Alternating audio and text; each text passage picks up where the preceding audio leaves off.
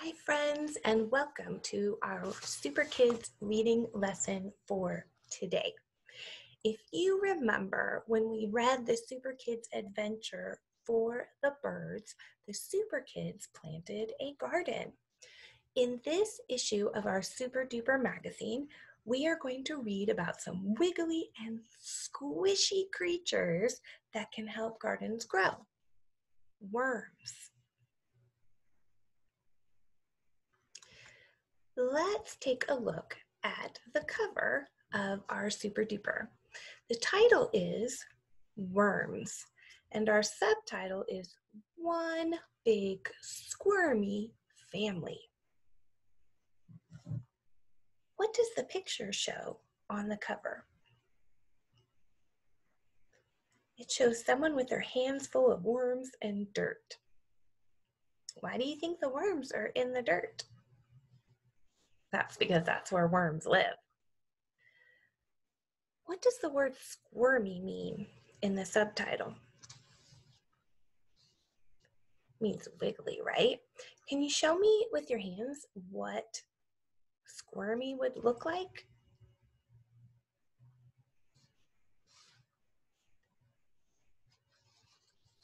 Think about what you know about worms.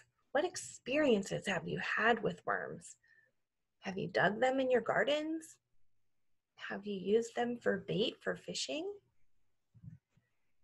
Have you ever held a worm?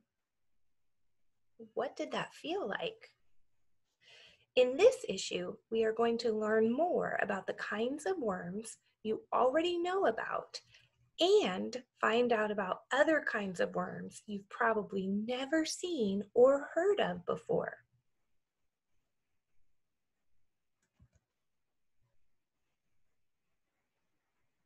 Take a look at this picture. What do you see? So we see a girl holding some worms in her hands. How do you think she feels about holding the worms? Does she look scared? No, she's smiling, so she's probably happy. Maybe their squirming tickles.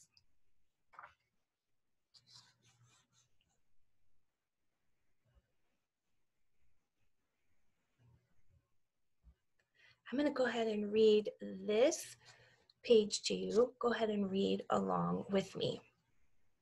Every kid has seen a worm wiggling in a garden or on a pathway after a rain.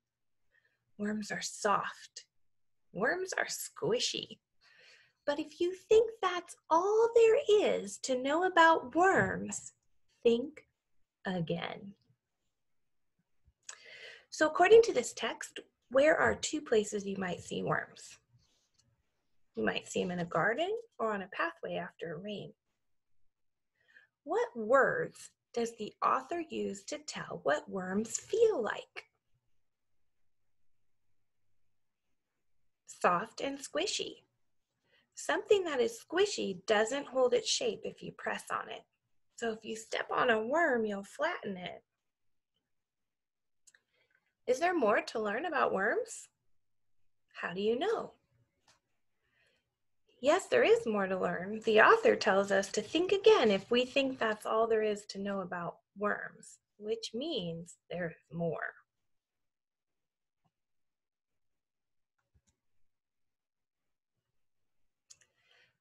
What is happening in this picture? So there's some worms digging under the ground. I am going to see if this will read for us. Follow along. You can read with your eyes and your brain. Worms help plants. They dig tunnels that let air and rain sink into the soil. Plants need that air and water to live. A worm must stay damp or it will dry out and die. So if the soil gets too dry or too cold, a worm will dig deeper. Worms can dig tunnels 6 feet deep. So let's think about what we read. What do worms do in the soil or dirt? They dig tunnels. And this kind of worm is called an earthworm. How do the tunnels help plants? So the tunnels let air and water sink into the dirt, which plants need to live. Why does a worm need to stay damp or a little bit wet?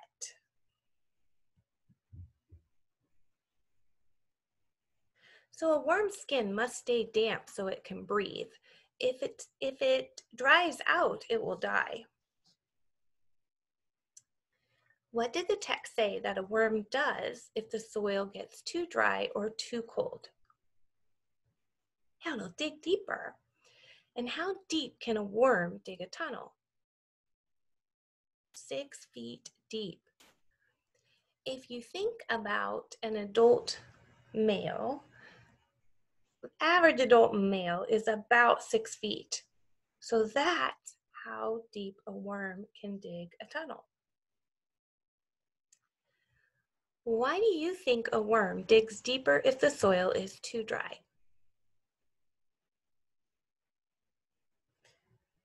Well, soil is usually wetter, deeper underground, and worms need to stay damp to live.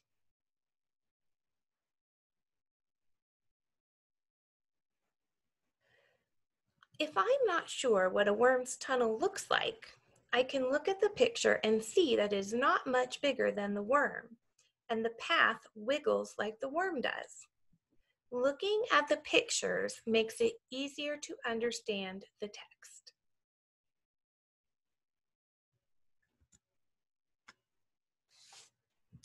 What is happening in the picture on the left? Someone is holding a really big worm. What do you see in the top picture on the right? A blue worm on the ground. What is shown in the bottom picture?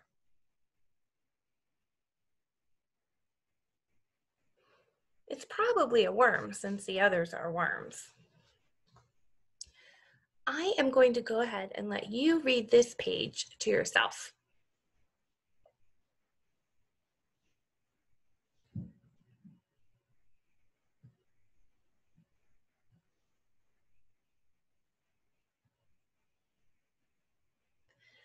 Okay, if you need a little more time, go ahead and pause the video until you are ready to move on.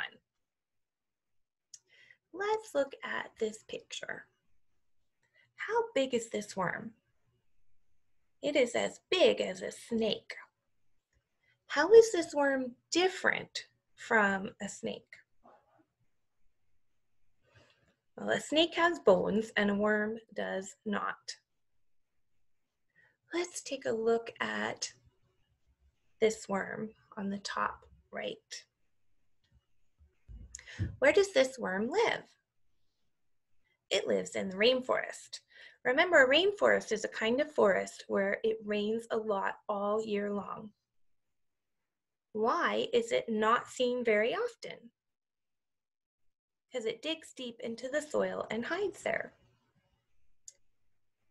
How does the peanut worm get its name?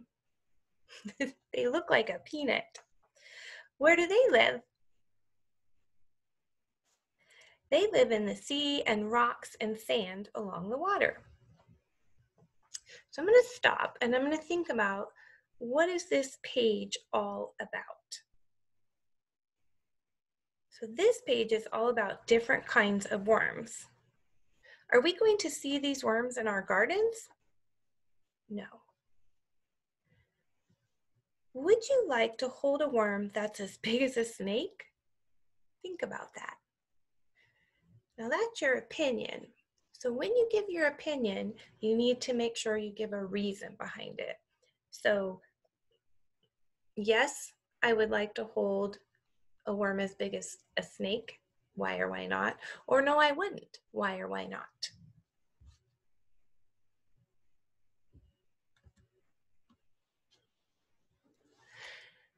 Do the pictures on this page look like worms to you?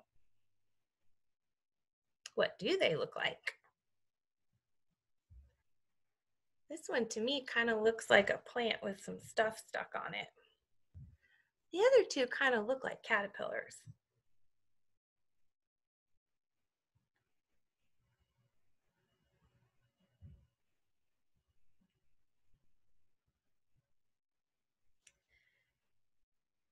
Okay, I'm going to go ahead and read this page to you. Sand mason worms make tubes like this out of bits of shell and sand. The tube goes deep into the sand and protects the worm as the tides go in and out. Lots of worms live in the sea. This fireworm looks soft and fuzzy as it swims about. But don't pick one up. Fireworms sting. Does this scale worm have fur? No, that fur is really cirri. Cirri help the worm swim and take in air.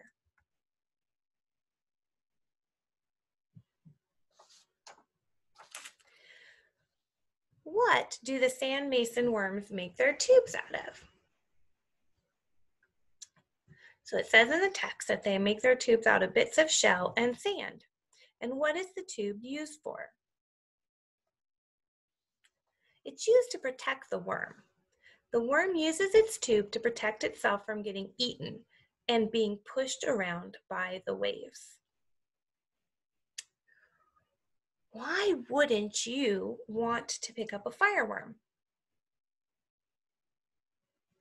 The sting feels like the burn you'd get from a fire, which is how the worm got its name.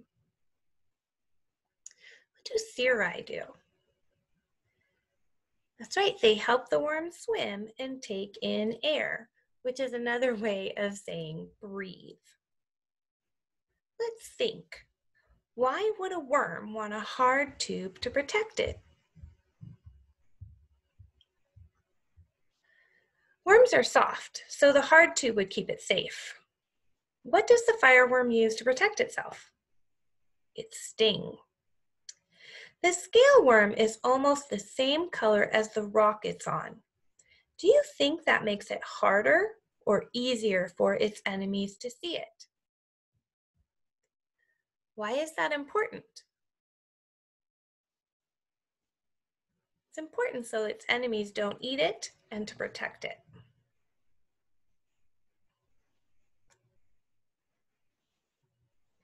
What do you see in the pictures on this page? To me, it looks like flowers or plants. I'm going to go ahead and have this read to you. Just follow along as it's being read. Fanworms live in tubes. Much of the worm stays hidden in the tube, but its tentacles stick out the top and help the worm eat. These Christmas tree worms are tube worms too. They have tentacles shaped like Christmas trees. If the worm is disturbed, it will suck its tentacles back into its tube. What sticks out of the top of the fan worm's tube? Tentacles. So, see the tentacles coming up out of there? What are the tentacles used for? Tentacles can be used to trap things like food.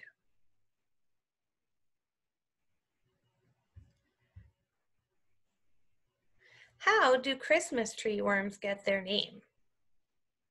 Look, their tentacles are shaped like a Christmas tree. What does the worm do if it is disturbed? Which means something touches it. It sucks its tentacles back into its tube. How are fan worms and Christmas tree worms alike? They both have tubes and tentacles. What do you think their tubes are for? Yeah, to protect the worms from animals that might eat them. What do you see in this picture?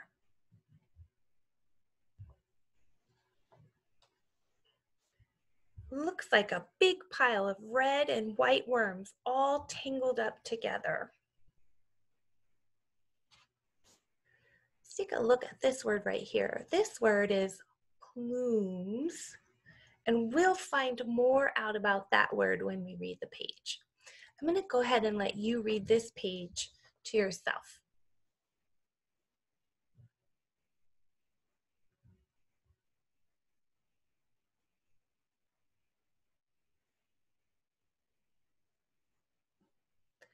Okay, if you need a little more time, just pause the video while you finish reading the page. Where do giant tube worms live? So they live in hot spots at the very bottom of the sea. It's mostly cold at the bottom of the sea, but giant tube worms live near black smokers. Do you remember reading about them in Hot Stuff? Black smokers make hot places at the bottom of the sea. So here's that word plume. A plume is something that looks like a feather. What part of each of these worms is its plume? So the red part on the end. The plume pokes out of the white tube part of the worm. The plumes help the worms take in oxygen from the water. The text says giant worms live together in clumps. Look at the picture. What is a clump? So a clump is a group or bunch of things stuck together. How are giant tube worms like the worms on the last page we read? They all live in tubes. How do the giant tube worms differ in size from the other tube worms? That's right, they are bigger.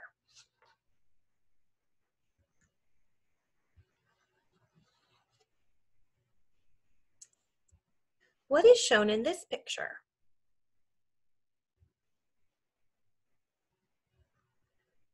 A boy is holding a worm in front of his face. Does he look interested in the worm? Yes, he's looking closely at it.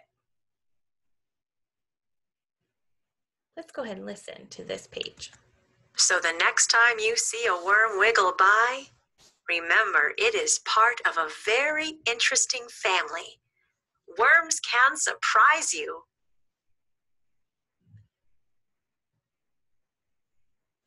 What do you think the author would like readers to think about worms? I think she wants you, or the reader, to think that worms are interesting and surprising. Remember, this is her opinion, and you may or may not agree with her. And remember, when we give our opinion, we always want to give details, supporting details to give the reason why we have that opinion. And if you think that the author wanted us to think worms are interesting, she gave us a lot of reasons to support her opinion. So let's think about the story we just read. Which of these worms was the most surprising to you? Why?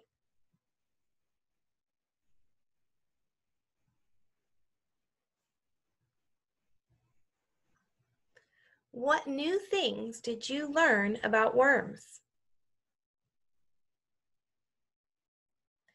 See if you can think of at least 3 new things you learned about worms from this SuperDuper issue. Which of the worms in this issue have you seen before? Which would you like to learn more about?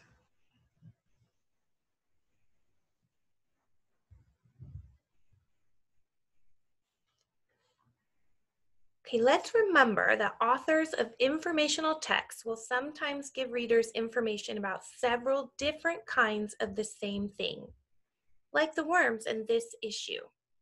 Thinking about how the things are alike and different Help readers understand what they are reading. Remember, that is the reading strategy: compare and contrast. So think for a moment about the worms in this issue. Can you name the worms that have tentacles?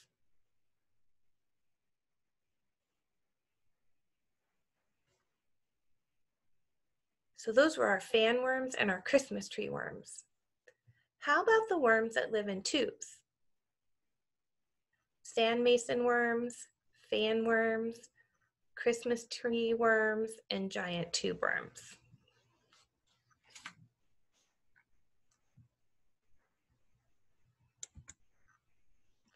I hope you enjoyed reading this SuperDuper magazine with me. And until next time, stay healthy, be kind, and keep learning.